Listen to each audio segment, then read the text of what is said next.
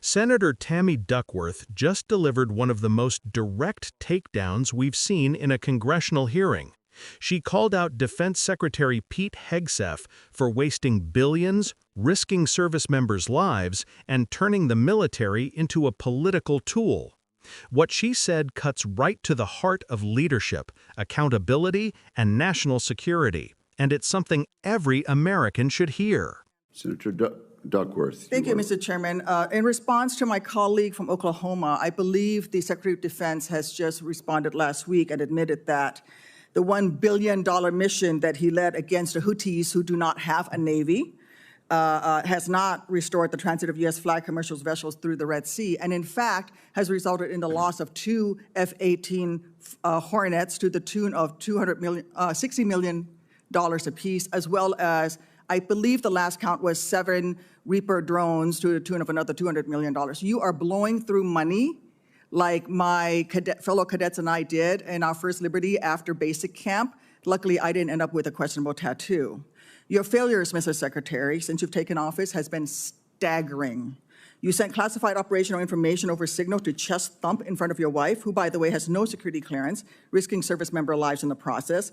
You blew the $1 billion fight against the Houthis, whom, again, as my colleague says, has no Navy, and yet you lost all of those aircraft. You've created such a hostile command environment that no one wants to serve as your chief of staff or work with you in other senior DoD leadership roles. But what we should all be talking about more than all of this is that you have an unjustified, un-American misuse of the military in American cities, pulling resources and attention away from core missions to the detriment of the country, the war fighters, and yes, the war fighting that you claim to love. I don't know if this is because you are too inexperienced and incompetent to understand the real threats facing our country, or if it's because you are just an unqualified yes man who can't tell the president how to keep Americans safe. You are focusing on renaming basis for Confederate generals. You said just now to Senator King that to a man and to a woman, we would rather be associated with the old Confederate names. Well, I am one of those women. I served at Fort Rucker, Alabama, a base that was named for a traitor who took arms against the United States of America, led troops who killed Americans. It was renamed for Mike Novosel, a Medal of Honor recipient, who in his citation for the Medal of Honor includes that he saved 29 American lives, to include hovering backwards in a helicopter towards an enemy bunker where a wounded American was laying and saved that person, including after being taken fire himself. I know a little something about what it takes to fly a helicopter when you've been hit by enemy fire. That was heroic. I'd rather be associated with Mike Novosel than a failed Confederate traitor. I don't know whether you are inexperienced or too incompetent, but I wonder when you will actually focus on our nation's warfighting mission. We know that California is just a deliberate, systematic, political, and dangerous campaign led by you. We should not be using our military to play cops against Americans. General Kane, as chairman, a key part of your job is to coordinate military planning across the joint force. Is the department currently incorporating into any military plans expanding the use of the reserve forces to include the National Guard or active duty troops to support domestic law enforcement, including in other locations in the United States? Senator, you know, we careful. So no, General. Well, it's not really a yes or no question, Madam Senator. We plan all kinds of different things. I think it is a yes or no question. I'm not aware of anything, but the reason why I'm answering is the tags may be looking at something that I'm not aware of. What are you doing at your level? You're not aware of that happening at your level? Because we know that on his first day, President Trump directed U.S. Northern Command to revise its unified command plan to add new planning requirements to combat, and I quote, criminal activities.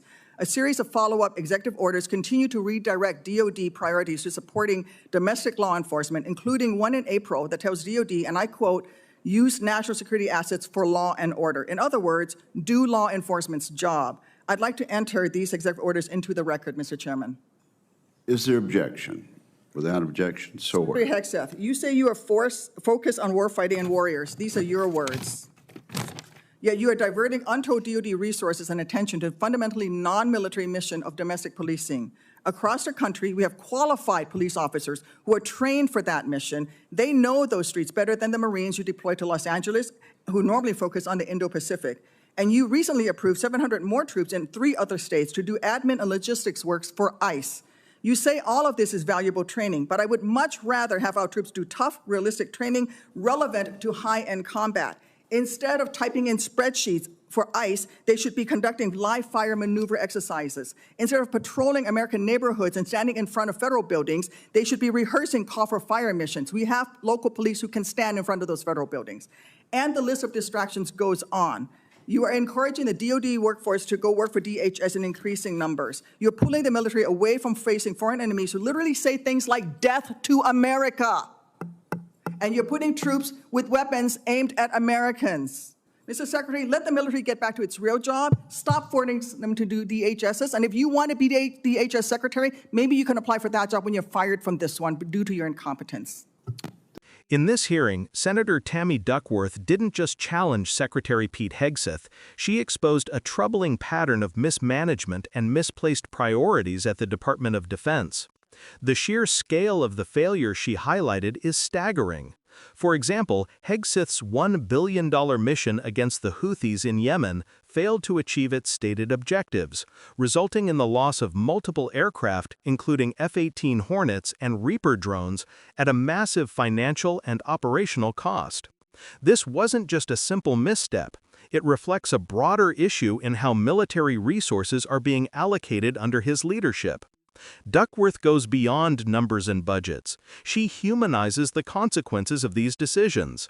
Sending classified operational information over unsecured messaging apps, for instance, isn't just a procedural error, it puts the lives of service members at risk. Mismanagement at this level can lead to catastrophic operational outcomes, eroding trust in military leadership and leaving troops exposed in high-stakes environments. Another key point she emphasizes is the diversion of military resources from core warfighting missions to domestic law enforcement tasks. While law enforcement is critical, deploying highly trained troops to act as police forces or perform administrative work for ICE is not their primary mission. Duckworth's critique underscores a fundamental principle. The U.S. military's resources and training should focus on preparing for and responding to threats from foreign adversaries, not substituting for civilian policing. Misallocating personnel in this way not only undermines readiness, but also risks putting troops in politically sensitive or potentially hazardous domestic scenarios for which they are not trained. Duckworth also addresses the culture and command climate under Hegseth's leadership. High turnover and reluctance among senior staff to serve under his command suggests a hostile environment that can cripple effective decision-making. Leadership in the military isn't just about issuing orders. It's about fostering trust, accountability, and operational excellence. A hostile or mismanaged leadership environment directly impacts morale, efficiency, and mission success. Finally, she highlights the tension between political priorities and national security. Renaming bases for symbolic or politically motivated reasons, while controversial in its own right, becomes a distraction when juxtaposed against failed operational campaigns and misdirected military resources. Duckworth makes it clear. The military's mission is clear, and diversions for political purposes jeopardize the very people it exists to protect, the American public and U.S. service members abroad. The takeaway here is multifaceted. Viewers should understand that military oversight isn't just about budgets or headlines. It's about strategy, life and death decisions, and the integrity of institutions that safeguard national security.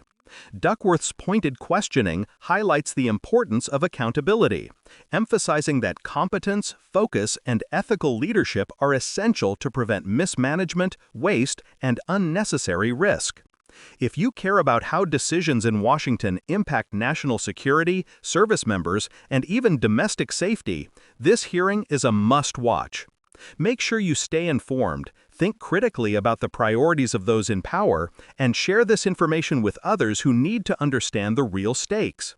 Don't forget to subscribe to Left Lens for more deep dives like this, where we unpack the hearings, highlight accountability, and give you the context that mainstream coverage often misses. Duckworth's pointed questioning highlights the importance of accountability, emphasizing that competence, focus, and ethical leadership are essential to prevent mismanagement, waste, and unnecessary risk.